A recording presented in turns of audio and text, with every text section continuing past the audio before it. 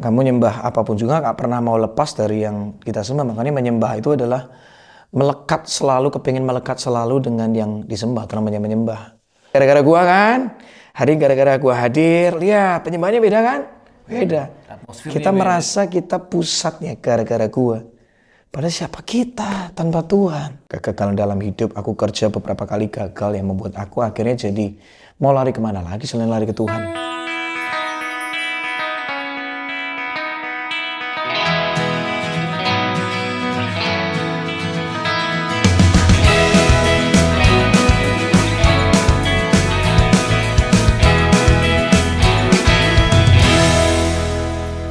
Shalom warga kerajaan Allah, welcome back to Life Talk, a meaningful conversation about life. Dan kali ini kita sudah bersama dengan Frankie Kuncoro. Iya. Shalom. Shalom. Gimana kabarnya? Kabar masih hidup. Asik. Dan masih masih ada. Semangat ya. Karena kasihnya. Asik. Sekarang ku ada, masih ada kan?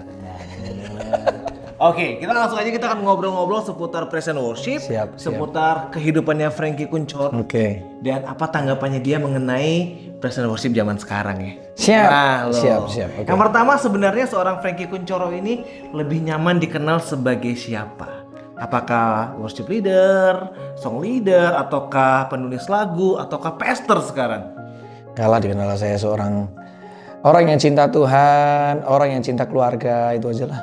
Karena itu yang jauh lebih keren daripada yang lain, beneran. Daripada jabatan-jabatan yang lain? Yalah, yang lain datang dan pergi. Asik. Tapi Tuhan dan keluarga selama-lamanya. Basicnya itu. Oke. Kalau boleh tahu nih, pelayanan pertamanya seorang Frankie Kuncoro ini apa? Pelayanan pertamanya apa? Masih ingat nggak? Masih dong. Pelayanan pertama ya asyir di gereja. Umur berapa tuh? Umur berapa ya? 1 SMP kali. 1 SMP. Jadi dari asyir, habis itu tukang nata kursi. Habis itu OHP tuh. Pernah tuh? Pernah dong. Tulisan jelek aja bisa tugas OHP. Paling pusing kalau OHP itu kalau lagunya nggak ada. Nyari-nyari ya zaman itu ya. Seru tuh. Berarti dari 1 SMP konsisten melayani Tuhan sampai sekarang. Kenapa? Kenapa ya? Ya pertama karena Tuhan udah terlalu baik ya sama kita, itu yang pasti. Yang kedua karena kalau hidup kita bisa bermanfaat bagi orang, kenapa enggak? Gitu. Ya hidup kita masih bermanfaat. Kalau kita melayani itu membuat kita ada di komunitas yang sehat, membuat kita jadi bisa kenal Tuhan lebih lagi gara-gara melayani. Gitu. Melayani membuat kita jadi belajar dari hidup orang lain juga. Karena waktu kita memberi itu kita sebenarnya lagi diberi. Waktu kita lagi nolong orang sebenarnya kita lagi ditolong. Gimana bisa nolongin orang yang lebih baik ya? Gimana bisa contoh misalnya mimpin pujian lebih baik. Ketika kita membantu orang, kita justru akhirnya meningkat. Melayani membuat hidup kita jadi lebih baik. Jadi itu adalah alasan melayaninya konsisten sampai sekarang ya? Sampai sekarang. Oke. Kita akan masuk lebih dalam lagi. Ya. Kita akan tanya sama seorang Frankie Kuncoro, apa arti penyembahan buat seorang Frankie Kuncoro? Ya, menyembah artinya melekat dengan yang disembah tanpa pernah terlepas. Asik. Itu namanya menyembah. Iya dong. Sembah. Lu nyembah uang, lu nggak pernah mau lepas dari uang kan? Kamu nyembah apapun juga nggak pernah mau lepas dari yang kita sembah. Makanya menyembah itu adalah melekat selalu, kepingin melekat selalu dengan yang disembah. Itu namanya menyembah. Jadi yang kedua adalah memberikan penghormatan di tempat yang paling tinggi, yang paling kita andalkan, yang paling kita yang kita paling cari, yang kita paling perlukan, yang kita paling cintai, ya itulah namanya menyembah. Siapa itu? Kalau kita menyembah Tuhan, ya kita akan selalu cari Tuhan, mengandalkan Tuhan. Sebelum memulai hari cari Tuhan terlebih dahulu. Apapun yang dilakukan kepingin jalannya bareng dengan Tuhan. Namanya menyembah Tuhan, apapun kita lakukan ujungnya semua tentang Tuhan. Kalau punya Bobby kan. Oke. Ya, semua tentang Yesus karena kita menyembah Yesus. Oke. Jadi itu arti penyembahannya. Penyembahan adalah menjadikan Yesus menjadi pusat dari segala-galanya. Tes. Nyanyi aja. Bukan cuma nyanyi. Nyanyi salah satu ekspresi. Karena kita mengakui Yesus adalah segala-galanya, kita menyanyikannya. Tapi menyanyikannya kalau nggak menghidupinya kan jadinya kepalsuan. Nggak ada artinya, jadi ini meaningless. Jadinya cuma kata-kata yang indah tapi nggak ada tindakan. Padahal yang Tuhan cari adalah nggak cuma kata-katanya tapi tindakannya. Tapi kalau kita menghidupinya dan kita memperkatakannya, wah itu jauh lebih dahsyat. Jadi meaningful. Ya. Kalau gitu, zaman sekarang apa sih biggest challenge sebagai seorang worshiper? Biggest challenge jadi seorang worshiper, mungkin aku bisa bagi dari dua area ya. Sebagai seorang penyembah dalam keseharian, kedua sebagai seorang pelayan di area pujian penyembahan ya. Biggest challenge yang pertama sebagai seorang penyembah ya banyak distraction. Ini distraction nih. Benar nggak? Bangun pagi ini dulu. Yang dicari ya. Distraction. Ya. Kedua, menurut aku tantangan penyembahan adalah banyaknya pencapaian yang semu. Karena gini, salah satu bukan lawan tandingnya, yang dianggap saingannya Tuhan adalah uang. Uang gitu. Nah hari-hari ini bahaya banget di dunia penuh dengan uang yang kelihatannya sangat diperlukan ya. Kalau ngomong tantangannya adalah uang membuat orang semakin butuh uang. Banyak orang memberikan contoh bahwa lu nggak punya uang lu nggak bisa hidup, lu nggak bisa fun, lu nggak bisa. Ini jadi tantangan. Jadi musuh dari penyembahan, hati kita berbelok gara-gara uang. Dan akhirnya nggak cari Tuhan lagi kan. Yeah. Terlalu mengandalkan uang, nggak mengandalkan Tuhan lagi. Jadi tantangan penyembahan hari ini yang kedua adalah uang menurut saya sih. Dari dulu sih sebenarnya, cuma hari-hari ini tambah luar biasa orang memflexingkan, ngerti kan? Flexing ada di mana-mana sehingga membuat orang sampai gue kalau nggak punya uang rasanya gue nggak sukses deh. Gue nggak punya uang rasanya gue nggak berharga deh. Padahal kita sudah berharga karena Tuhan sudah mati buat kita. Tuhan selalu punya semua rencana yang baik buat kita. Ini bisa menjadi distraction dalam sebuah penyembahan.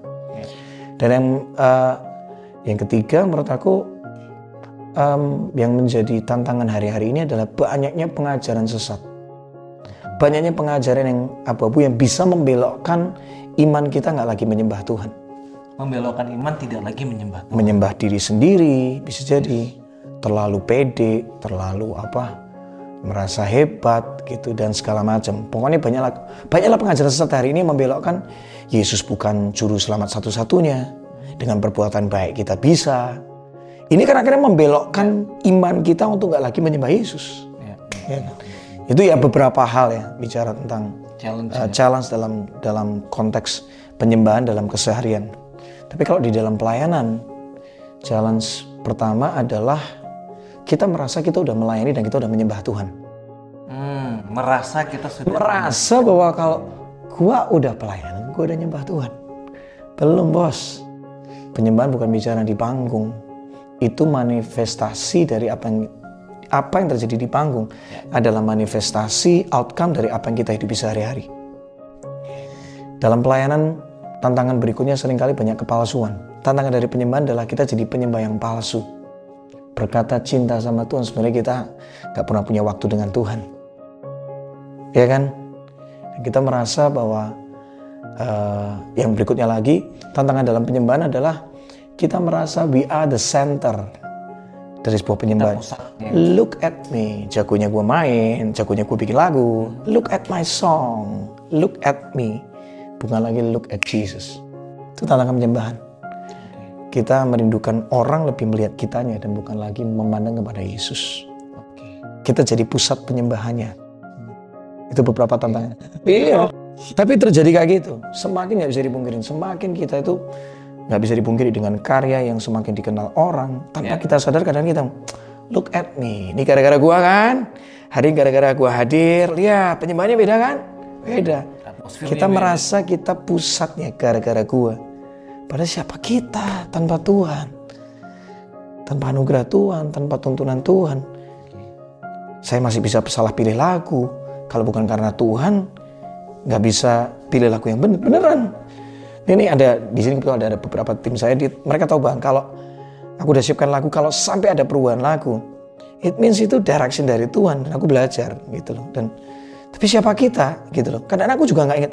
Aku mesti nyanyi lagu apa ya? Gitu kan aku bingung. Kalau kita nggak benar-benar menyembah Tuhan, benar-benar masih punya lutut yang bertelut sebelum kita melayani, kita nggak akan berdampak. Dan itu bahayanya. Terlalu mengandalkan skill, terlalu mengandalkan pengalaman, terlalu mengandalkan karya, dan akhirnya membelokkan kita nggak lagi menyembah Tuhan, merasa kita bisa, merasa kita hebat. Itulah yang menjadi tantangan dari sebuah penyembahan dalam konteks pelayanannya. Oke, back to your personal life. Ada nggak satu momen tertentu yang akhirnya merubah paradigmanya Bro Franky Kunchoro ini tentang penyembahan? Kan sekarang kayak begitu udah luas, dewasa banget. Ada nggak momen tertentu yang, waduh ini gara-gara momen ini Tuhan tegur atau apa yang akhirnya mengubah semuanya gitu? Pertama mesti dari masalah ya, kegagalan ya. Kegagalan dalam hidup, aku kerja beberapa kali gagal yang membuat aku akhirnya jadi mau lari kemana lagi selain lari ke Tuhan. Kedua menurut aku kebodohan. Banyak aku bikin hal bodoh. Beneran banyak hal bodoh yang aku buat dan karakter yang nggak baik dan segala macam. Ya disitulah aku merasa bahwa aku tuh merasa bodoh banget tanpa Tuhan ya, gitu loh. Dan itu yang membuat aku jadi kembali akhirnya mengandalkan Tuhan karena aku merasa aku bodoh banget tanpa Tuhan, gitu. Terus mungkin yang membuat aku menjadi titik balik dalam hidupku juga karena ada orang-orang yang mengingatkan. Oke. Kita nih cuma sebaik siapa yang kita izinkan untuk bicara sama kehidupan kita. Kadang-kadang kita terlalu sempit lihat diri kita. Kita merasa bahwa I'm good enough. Buahmu tuh harusnya dirasakan orang sekelilingmu kan. Jadi membuat saya berubah untuk terus menyembah Tuhan, mengandalkan Tuhan ya. Istriku, anak-anakku, pemimpin di gerejaku, orang-orang yang Tuhan kirim, komunitas yang ada untuk berbicara dalam hidupku. Itu yang membuat aku kembali untuk terus menyembah Tuhan. Semuanya proses berarti ya? Proses semua. Wow, dan berat. Ya, tapi bersama Tuhan. Tapi baik, ujungnya baik. Coba kalau kita nggak diingatkan, kita bisa sombong. Kita kadang-kadang jadi orang yang sembarangan dan segala macam lah. Kita ini masih sangat butuh diingatkan. Oke. Last question, boleh kasih pesan nggak buat teman-teman worshiper yang mungkin sekarang ini lagi di masa-masa bosen, jemu, dan kehilangan arah dalam menyembah Tuhan. Jadinya kejar jadwal. Oke. Kejar amplop gitu. Saranku pertama gini, ingatlah pertama kali kamu dikasih kesempatan untuk melayani. Remember that moment. Pertama kali kita melayani, kita nggak ada hitung-hitungan. Kita sangat berapi-api, kita begitu murni. Ya, kita bertemu dengan begitu pesat kan. Ingatlah momen itu. Momen ketika awal-awal Tuhan menjamah hidupmu. Ya, ingat itu. Ya, ingat itu. Ingat bahwa Tuhanlah yang punya masa depanmu. Tuhanlah yang punya kisah hidupmu yang terbaik. So hari ini kalau engkau nggak semangat, pandang kepada Yesus kembali. Pandang kisah bagaimana Tuhan pernah membawamu ke satu tempat lebih tinggi dan hari itu kamu celebrate. Aku ingat satu hal yang menarik. Yesus bagaimana mengubahkan seorang Petrus. Yang pertama itu adalah Yesus kembali mengingatkan apa yang pernah dia lakukan kepada Petrus ketika pertama kali berjumpa dengan Yesus. Dia kembali membawa kepada pengalaman disuruh nangkap ikan lagi. Dan Tuhan melakukan lebih indah lagi. Hari ini kalau engkau mengingat momen di mana Tuhan pernah menjamahmu dalam hidupmu, ingat momen itu lagi dan tangkap ini. Seperti apa yang Yesus lakukan pada Petrus, Tuhan mau melakukan lebih besar lagi di hidupmu. Karena Petrus waktu itu ketika nangkap ikan, Alkitab tulis terjadi fenomena yang lebih dahsyat lagi. Dia menangkap ikan yang besar-besar, nggak cuma jumlahnya besar. Pertama kali ketika ditangkap di Lukas 5, itu dia menangkap nggak dikatakan jumlahnya, dikatakan jumlahnya banyak. Dan menarik lagi, nggak cuma ikannya besar, jumlahnya 153 dan jalannya tidak koyak. Waktu Lukas 5, jalannya koyak. Artinya hari ini izinkan Tuhan untuk mengingatkan apa yang pernah Tuhan lakukan di hidupmu dan dia bisa melakukannya lebih baik lagi dalam hidupmu. Yang kedua, selalu ingat Tuhan gak pernah melihat kesalahanmu, kegagalanmu, kejatuhanmu,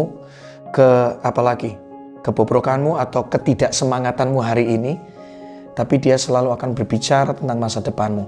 Yesus ngomong sama Petrus, gembalakanlah domba-dombaku.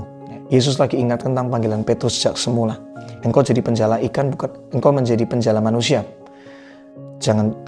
Bukan penjala ikan. di atas batu karang ini aku akan membangun jemaatku. Bicara tentang panggilan Petrus adalah dia akan membangun jemaat mula-mula. Jadi hari ini saya percaya Tuhan pernah berbicara tentang mimpi yang Tuhan pernah taruh di dalam hidupmu. Panggilan yang Tuhan pernah taruh yang membuat engkau hari itu menangis sejadi-jadinya ketika mendengar panggilan itu dan hatimu seperti berkobar-kobar. Ingat, dia masih Tuhan yang sama, yang punya rencana yang sama yang pernah dinyatakan sebelumnya. Ingat itu. Dan Tuhan sanggup menyatakan di hidupmu sekalipun hari ini rasanya nggak mungkin. Rencana Tuhan nggak pernah berubah, tapi cara Tuhan bisa berubah. Yang ketiga, kalau kau nggak semangat, buka hati buat Roh Kudus, karena Roh Kudus adalah roh yang menghidupkan, yang membangkitkan kembali semangatmu untuk bisa penuh dengan kuasa, penuh dengan penuh dengan kekuatan dari Tuhan. Nah, kita berkata, biarlah rohmu menyala-nyala dan kembalilah layani Tuhan. Masih banyak hal besar. Terakhir ini, selama masih ada nafas, masih ada hal baru, hal yang lebih besar yang Tuhan mau nyatakan. So, don't give up, bangkit lagi dan lagi. Terangmu bersinar, banyak orang akan diberkati melalui hidupmu. Amin. Kita boleh tutup dalam doa untuk semua worshiper yang lagi nonton? Oke. Tuhan, kami bersyukur kalau kesempatan ini bisa ada setiap orang yang mendengar, para penyembah yang mendengar. Hamba-Mu berdoa biar mereka kembali kepada hati yang menyembah, hati yang kembali mencari Tuhan. Karena itulah yang kekal, yang selama-lamanya. Pelayanan kami bisa datang dan pergi. Pekerjaan kami bisa datang dan pergi. Apa yang kami kerjakan bisa datang dan pergi. Tapi kami tahu bahwa Engkau Tuhan tinggal selama-lamanya dalam hidup kami. Engkau Tuhan yang gak pernah berakhir. Pribadimu hidup kekal sampai selama-lamanya. Karena itu kami mesti benar-benar hidup sungguh-sungguh di dalam Tuhan. Bawa hati kami kembali kepada rencanamu, panggilanmu.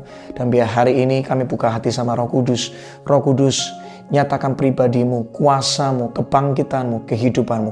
Nyata menghidupkan hati kami, menguduskan kami, membuka cara pandang kami, supaya kami menjadi seperti yang Tuhan mau.